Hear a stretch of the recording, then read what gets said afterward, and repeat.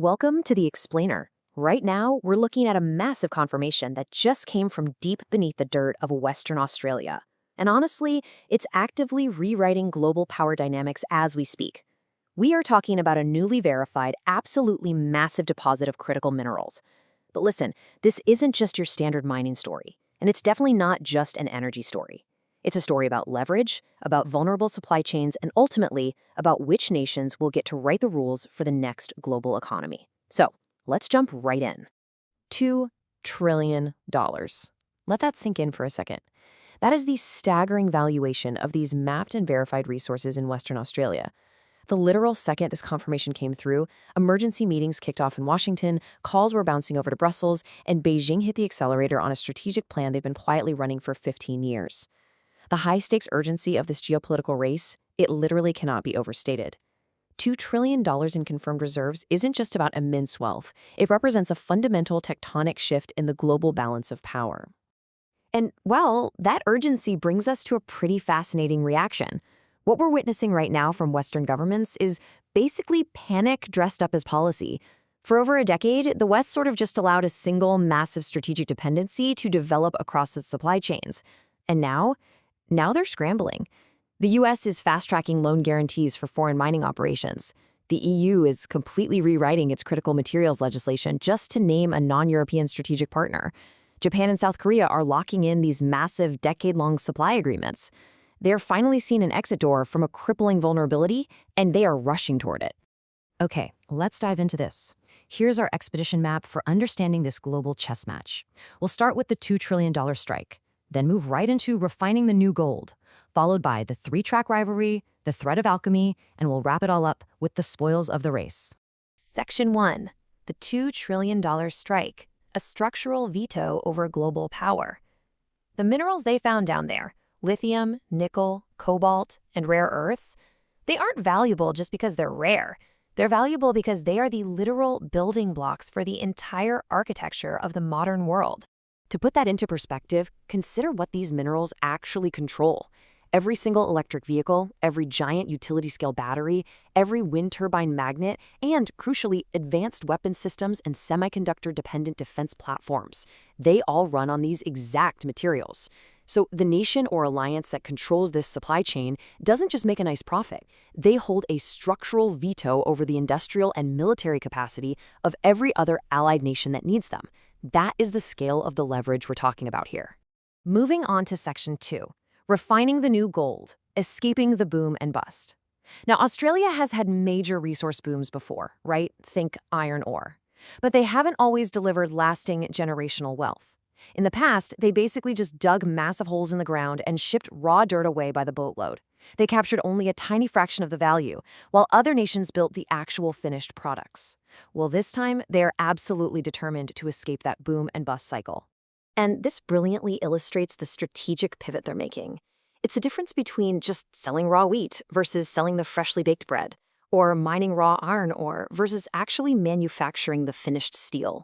Australia wants to be the baker and the steel maker. They're transitioning from just being a raw material supplier to becoming a high-value producer of finished, refined goods. And this isn't just some hopeful talking point. It's a hard, legislated strategy called the Future Made in Australia Act. The government isn't just casually handing out permits anymore. They are deploying billions in committed capital, subsidizing the construction of domestic refineries, and slapping strict, enforceable conditions on mining licenses. Basically, if you want to mine it there, you have to add value to it right there on Australian soil. This effectively turns the country into a compounding node within the whole global battery industry, rather than just acting as a giant quarry. Section 3, the three-track rivalry. The incumbent empire strikes back. Because of course we have to look at the other side of the chessboard. China is definitely not watching this unfold in Western Australia as a passive observer. Beijing has spent the last 15 years quietly and methodically building the most comprehensive critical mineral processing infrastructure the world has ever seen. They hold the dominant position today, and they are for sure not surrendering it easily. China's strategic response is currently operating on 3 simultaneous tracks. Track 1 is geographic expansion. Track 2 is domestic consolidation, and Track 3 is technological substitution. Understanding how these 3 tracks work together is absolutely essential if we want to grasp where this whole global competition is heading. Let's break down those first 2 tracks. Geographically, China is deepening ties in places like the Democratic Republic of Congo for cobalt and Central Asia for lithium. They're locking in long-term infrastructure and dependencies years before Western companies even show up to the party. Domestically, they're accelerating reserves in Xinjiang, Tibet, and Inner Mongolia, specifically to feed their own domestic refineries. The brilliant part of this strategy is that China doesn't even need to own all the global mines, as long as they control the refineries that process the ore. Which brings us to Section 4, the threat of alchemy, rewriting the rules of chemistry. While locking down geography and local reserves is definitely crucial, the third track is where the true long-term strategic game is being played. It is a literal race to rewrite the rules of chemistry. Enter sodium-ion batteries. I mean, this is modern alchemy. China is investing on a massive scale in a battery chemistry that completely bypasses the need for lithium altogether. Think about it. Sodium is one of the most abundant elements on Earth. It's in seawater.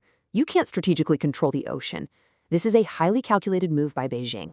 If sodium-ion batteries reach commercial viability at scale, it dramatically devalues Australia's $2 trillion lithium strike before the West can even fully secure it. So the crucial point here is this. The real race isn't just about who can dig up lithium faster. It's a head-to-head sprint between Western mining and processing speed on one side and Chinese battery chemistry advancement on the other. Whoever wins this specific, high-stakes timeline race basically secures the next 20 years of global industrial and military power. It really is that simple and that consequential. And finally, Section 5, spoils of the race, the consumer impact. Look, geopolitics only matters if it touches real lives, right? So let's bring this massive trillion-dollar global narrative straight to your driveway and your wallet. When it comes to manufacturing an electric vehicle, it's not the steel or the fancy software that dictates the price. It's the battery pack. That battery is the single most expensive component, making up about 30 to 40% of the entire cost of the car.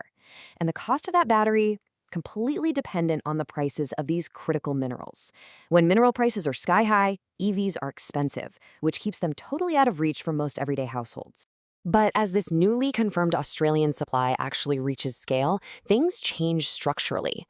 Projections from major industry research firms, places like Bloomberg NEF and Wood Mackenzie, they're showing that battery pack costs could literally plummet by 40 to 50% over the next decade. At that projected level, the whole price premium for electric vehicles just vanishes. We're looking at EVs reaching price parity with gas cars and maybe even dropping below them by the early 2030s. So basic economics, not just environmental incentives, are going to drive the future of transportation.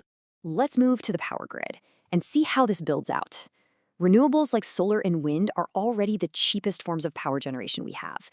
But the glaring bottleneck, it's always been storage. What do you do when the sun goes down?